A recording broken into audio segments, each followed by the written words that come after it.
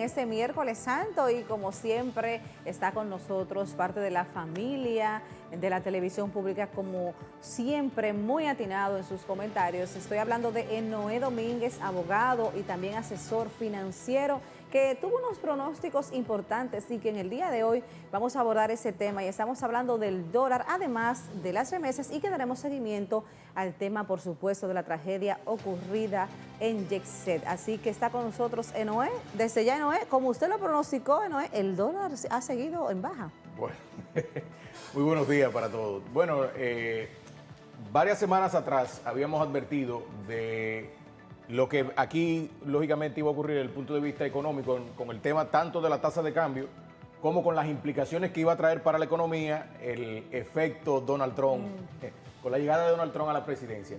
Y habíamos advertido que para este periodo, el primer trimestre del año, la tasa del dólar tiende a subir.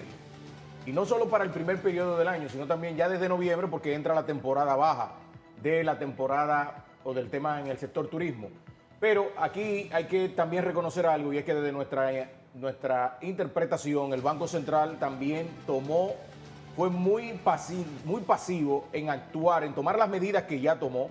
Pero la gente está planteando, bueno, lo que pasa es que ahora hay un exceso de dólar, ¿no? Lo que pasa es que la reserva, que era la advertencia que hacíamos, la reserva del Banco Central en dólar supera los 15 mil millones de dólares.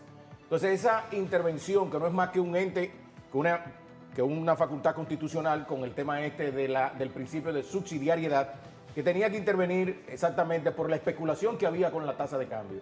Y como dicen por ahí los viejos del campo, para muestra un botón. El mes de abril entró con la tasa nada más y nada menos que a 63.50 llegó a estar. Hoy la tasa se está cotizando la venta a 60.42 y la compra a 59 hasta 59.30. ¿Y qué implicaciones traería eso? Tremenda pregunta Wow. esta, porque esto tiene unas implicaciones que desde el punto de vista de aquellos que acaparan dólar para luego negociar y hacer una serie de un rejuego con ella, resulta que ahora, como dirían por ahí en el ardor popular, van a tener que hacer ensalada o esperar 6-4 meses que la tasa se estabilice. No obstante, hay que tomar en consideración que en reiteradas ocasiones hemos planteado que el presupuesto del 2025 de este año fue elaborado con una tasa de 63.10. Es decir, lo que está planteando el Banco Central ahora mismo, y es bueno que los economistas, porque varios economistas plantearon que la tasa se iba a colocar hasta 100 por 1. No, sabíamos que había un tema de que se estaba dejando que fluctúe la tasa para luego tomar medidas correctivas. Repito, yo soy de lo que creo que esas medidas correctivas debieron tomarse antes, porque aquí hay entes económicos que no producen dólar, pero que tenían que salir a buscar dólar para entonces pagar sus inventarios y para hacer el colchón de los próximos inventarios que van a pagar en los 3 meses siguientes. Compraron dólar por encima del 63.43, 63.35 promedio, y hoy esos dólares observa que están a 60.32, 60.33. La pérdida que hay ahí en 2 puntos que fluctúa es bastante significativa, pero esto está llamado, por ejemplo, anteriormente se planteaba que si los valores, los parámetros que había, las previsiones que había tomado el gobierno con relación a la economía y el mismo Banco Mundial y el Fondo Monetario Internacional, si había que replantearla porque no se van a cumplir, yo soy de los que creo que no. Yo soy de los que creo que sí, que eso se va a cumplir. ¿Por qué? Porque ya la economía está dando señal de un crecimiento. Por ejemplo, las remesas en la República Dominicana en el primer trimestre superaron los 2.900 millones de dólares. ¿Qué significa? Que el año pasado fueron aproximadamente 12.300 millones de dólares lo que recibió la República Dominicana de remesas. Si usted hace el cálculo y divide este monto, el Banco Central acaba de publicar hoy que son 2.962 millones de dólares que hemos recibido en remesas, y lo extrapola en los 12 meses, todo indica que vamos a cumplir, que vamos a superar los 12.000 millones de dólares este año nuevamente. Entonces, ¿qué significa eso para la economía? Porque en algunos casos las personas, retomando por ejemplo la política de Donald Trump, se preocuparon por los aranceles, por el dólar, que mucha gente tenía temor de que se afectaran de manera directa, por ejemplo, en los productos de primera necesidad. O sea, todo un engranaje, y ahora se suma la parte, por ejemplo, Enoé, que usted menciona, de esos cambios que se avecinan en el mundo y que inciden de manera importante en la República Dominicana. Claro, mira, el tema de los aranceles de Donald Trump, o la tanda de aranceles, como le llamaron, están en recesión ahora mismo. Es decir, lo paró por 90 días, promedio 3 meses, porque ya esos países están planteando una negociación. Y usted puede estar en contra o a favor de Donald Trump y puede estar a favor o en contra de lo que voy a decir, pero creo que la táctica de Donald Trump y su equipo económico, que ahí hay un equipo económico que no está improvisando, que saben las medidas que están tomando, repito, usted puede estar a favor o en contra, son políticas monetarias. Entonces, han dado sus resultados. Ya la Unión Europea se ha sentado, está pidiendo, ha dado una advertencia, pero está en la mesa de negociación. En el caso específico de Canadá y México, que en principio no se le colocó, ya se le colocó el 10%, pero también están en negociación. Y aquí es donde viene el tema más impactante, lógicamente, la guerra comercial entre China y Estados Unidos. Lo que indica que esos aranceles, desde el punto de vista de la economía nacional, sí tienen sus impactos, pero tienen sus impactos en los productos que salen desde aquí hacia allá, específicamente productos agrícolas, y aquellos productos que de la Unión Europea y de China penetran al suelo norteamericano y se comercializan desde Estados Unidos hacia acá, lógicamente que va a ser un mayor consumo. No obstante, hasta el punto actual, con relación ya a este periodo que dio de 3 meses para entrar en negociación, creo que esto, la expectativa que se tenía de cómo iba a impactar a la economía dominicana, no creo que va a ser tan dañina, tan nociva, porque lógicamente a nosotros nos colocaron un 10%, pero nosotros estamos en la lista de lo que posiblemente o se le reduzca o se le elimine. Y ahí nosotros también, si el Estado dominicano, lo hemos dicho en otras ocasiones, si el gobierno dominicano sabe hacer su política de lobismo correcta en Estados Unidos, eso está llamado a eliminarse. ¿Por qué? Señores, el secretario de Estado norteamericano vino a este país y habló de que nosotros tenemos en promedio más de 100.000 toneladas de tierra rara. Entonces, solamente con el impacto y que Estados Unidos está interesado en esa tierra rara, ya eso es solamente un elemento para tomarlo en cuenta en la mesa de negociación. Que eso es cuestión de estrategia. Sí, así que el llamado está hecho y el consejo. Bueno, sabemos que tenemos otros temas. Expectativas a partir de ahora con el dólar para entrar también en otro tema que entiendo que el dólar y la política que está aplicando el Banco Central es para lograr fijarla entre 58.30 y 58.10. Luego de ahí, ya por un tema cíclico normal de la economía, por los meses que van a venir, va a ir subiendo paulatinamente para luego terminarse en esa métrica o esa meta que se ha colocado, que cierre a 63.10, 63.15. Bueno, excelente. Noé, un tema que por supuesto que no dejamos de lado y que usted también ha manejado desde su experiencia como abogado. Estamos hablando de la tragedia del YECSED. Estamos en proceso de investigación, el Ministerio Público, pero también la población ha hecho un llamado, en algunos casos que ya hemos visto, de algunas denuncias de la preocupación que tienen en los certificados de defunción de las personas, que se habla de algunos errores. En esa parte. Con este tema de la tragedia se han tejido N número de teorías y N número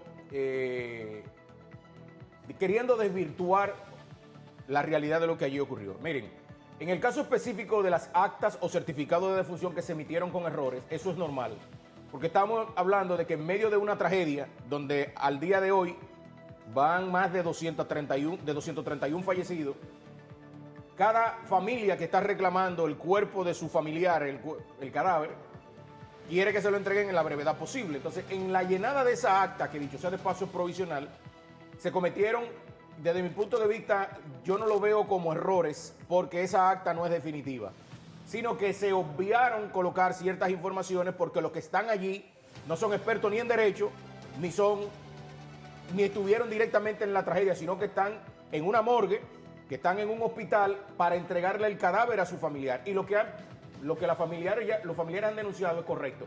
¿Dónde está el error? Bueno, que se colocó que murieron en el kilómetro 11 y medio de la avenida Independencia.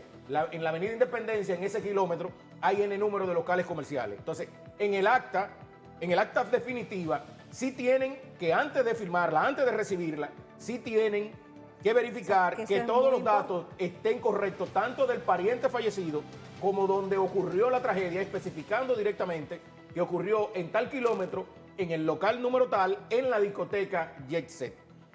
Otro elemento que está planteando, hay mucha desinformación con el tema desde el punto de vista jurídico, que si eso se va por lo penal o que si eso se va por lo civil. Eso tiene una implicación correctamente, tanto penal como civil.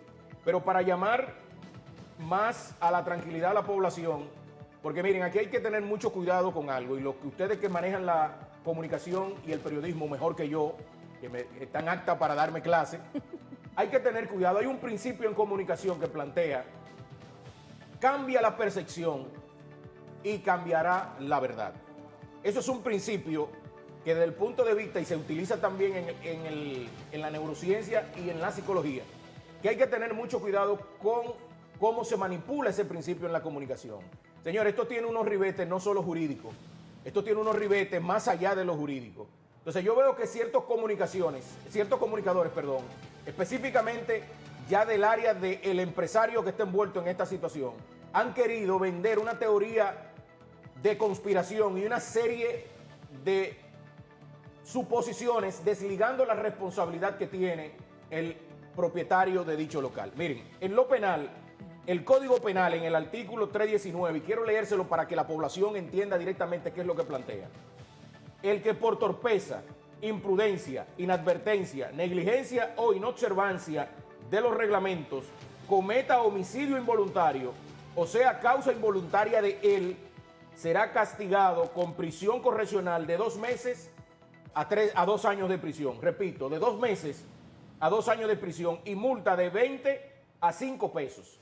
Entonces tú me dices, bueno, pero eso se queda ahí. No, porque eso es lo que está planteando, es un código penal que nace en 1804 en Francia, en el famoso código napoleónico, y luego aquí en 1848, entonces se empieza a aplicar en la República Dominicana en 1832 aproximadamente.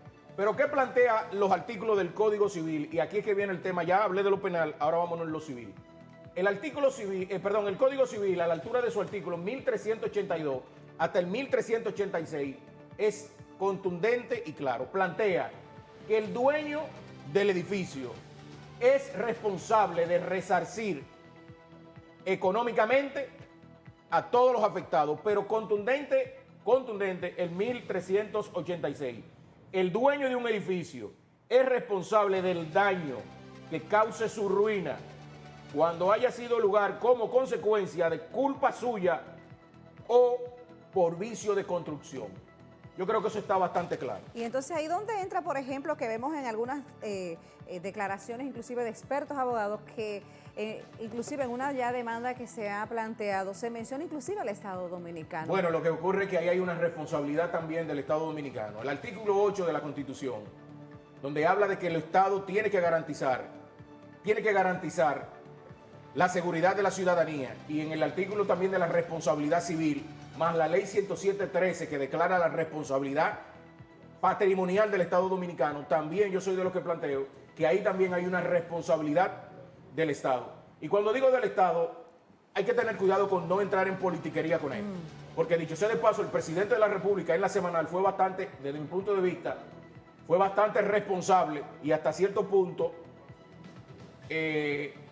no voy a utilizar la palabra que podría salir de mi boca, pero hasta cierto punto se le pifió de ingenuo cuando dijo en la semanal que el Estado, que el gobierno no tiene una reglamentación para supervisar correctamente las edificaciones. Yo difiero de quienes le pusieron en la boca del presidente a decir tal cosa. ¿Por qué? Porque los ayuntamientos, los distritos municipales y el Ministerio de Obras Públicas y Comunicación tienen reglamento para exigir la supervisión de cada una de esas obras en la condición en que están. De hecho, cada 5 años se tenía que inspeccionar ese tipo de edificaciones como el YETSEP, que no se hicieron. Entonces ahí, debido al no hacerse, es que se activa la responsabilidad del Estado Dominicano. Y he escuchado lastimosamente a Pablo Ulloa, defensor del pueblo, decir que los afectados en dicha tragedia pueden ir y accionar a través de la póliza de responsabilidad civil del seguro. Pablo Ulloa, hay que tener cuidado con ciertas informaciones que se dan. El propietario de dicho local, no importa que haya tenido una póliza de 50 millones de pesos, todas las familias que están envueltas en esa tragedia no tienen que ver con nada de eso. El Código Civil, artículo 1386, es directo y plantea que el propietario, solamente hay que demostrar quién es el propietario. No hay que ir y tejer una teoría de conspiración y decir si él es culpable porque allí hubo un atentado. No. Simplemente dice ese artículo, repito, 1386, que con solamente demostrar quién es el propietario de dicho edificio, él mismo es el responsable de resarcir todos los daños que allí ocurrieron. Y no importa que tenga una póliza de 50 millones de pesos como de todos los millones de molongos, como diría un comediante. Es el responsable. Y con esta ciudadanía no se puede estar en la condición que está esta ciudadanía de luto nacional. No se puede estar jugando con esto, porque he visto, por eso dije en principio, que las implicaciones que esto tiene va más allá de lo legal. Porque veo ciertos comunicadores que están tejiendo una percepción de lo que allí ocurrió, que se están obviando que allí no solamente fallecieron ninguneados, donde hoy familias que no son de renombre, sino todos sabemos allí quiénes fallecieron, hasta el punto que hay nacionales europeos y hasta el día de hoy se han cuantificado 3 nacionales norteamericanos. Bueno, justamente, Noé, hablando de norteamericano, para seguir con este tema, el alcalde de Nueva York, Eric Adams, estuvo aquí en la República Dominicana haciendo una visita al lugar de la tragedia y se puso a disposición del Estado Dominicano, del gobierno, en colaborar en el manejo de crisis y también en las investigaciones. Y antes, por supuesto, de continuar, ya el empresario pues se ha puesto a disposición del Ministerio Público y su abogado, quien tenía un parte en el gobierno, pues ha renunciado de ese cargo para seguir con ese proceso. Lo que ha hecho el abogado, sí, para cerrar el círculo, lo que ha hecho el abogado es correcto.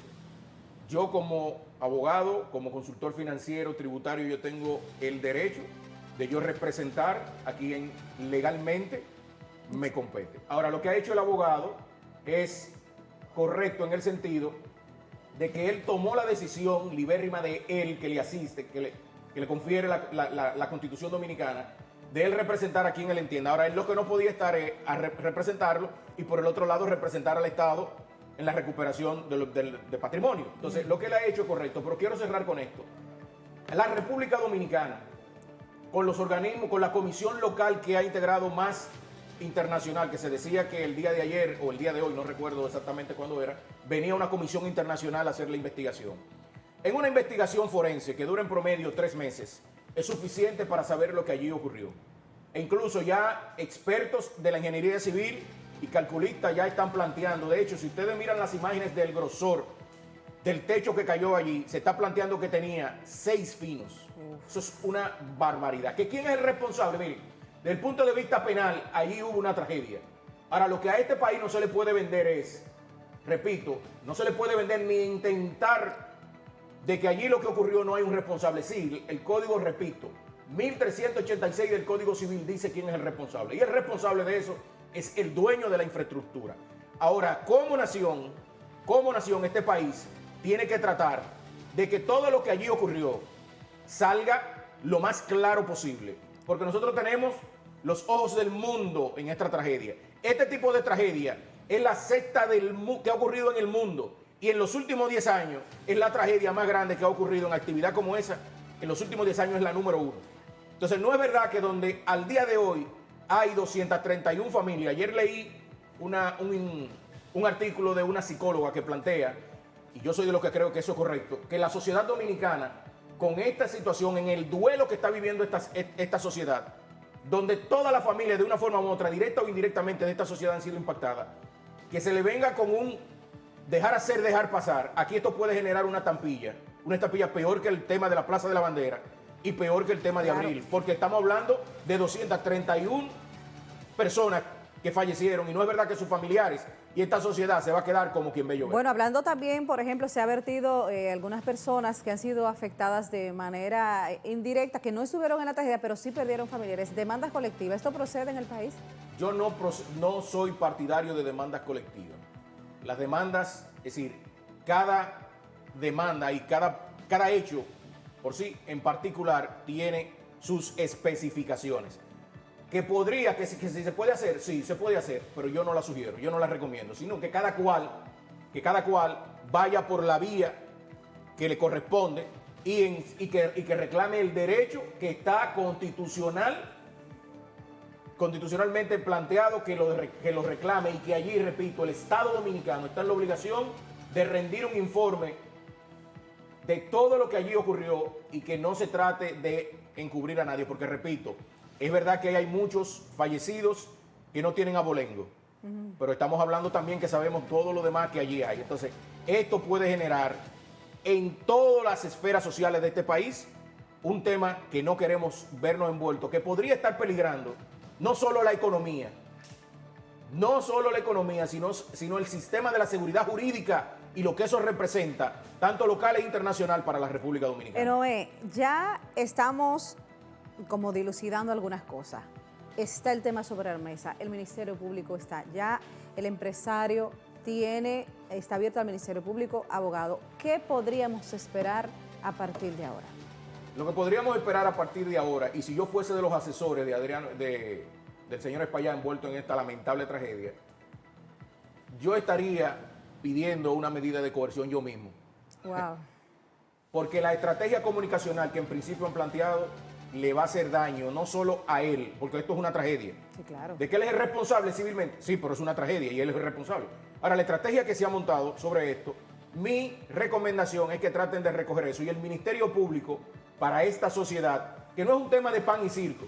Señores, en La Vega ocurrió un hecho y en La Vega, a los 3 días, la persona ya estaba presa. Ahora, yo te le hago una pregunta a la sociedad dominicana. Si esa discoteca fuese de cualquier ninguneado o de estos youtubers de las redes sociales, ¿qué ustedes creen que hubiese ocurrido?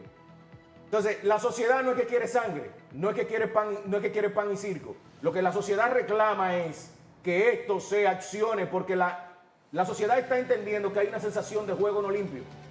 Que cuando es un hijo de Don Palote o Juan Pérez, como dirían por ahí el artista, hace rato que le aplican el peso de la ley y el kilopondio más allá.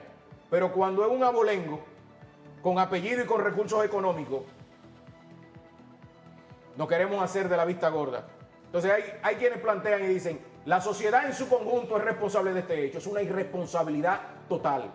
La sociedad no es la responsable de esto. La responsabilidad de esto debe recaer sobre lo que dice el artículo 1386 y sí una responsabilidad del Estado Dominicano, de su gobierno en los últimos 60 años que no supervisaron la obra. Y hoy esas 231 vidas que hoy tenemos fallecidas se hubiesen podido evitar.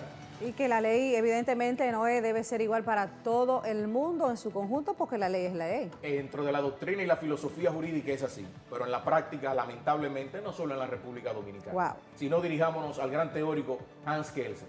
Lamentablemente, esa diosa, como le llaman, de la ley, también tiene sus brechitas para brechar aquel que no tiene nada y aquel que tiene mucho. Wow. Y así mismo lo mide. Tremendo lo que ha dicho Enoé. Muchas gracias, Enoé. Evidentemente que vamos a continuar con este tema tan importante de esa tragedia que mantiene a la República Dominicana enlutada. Hay muchas personas de otros países que también perdieron la vida. Gracias, Enoé, como siempre, abogado y asesor financiero. Seguimos en Expreso Matutino.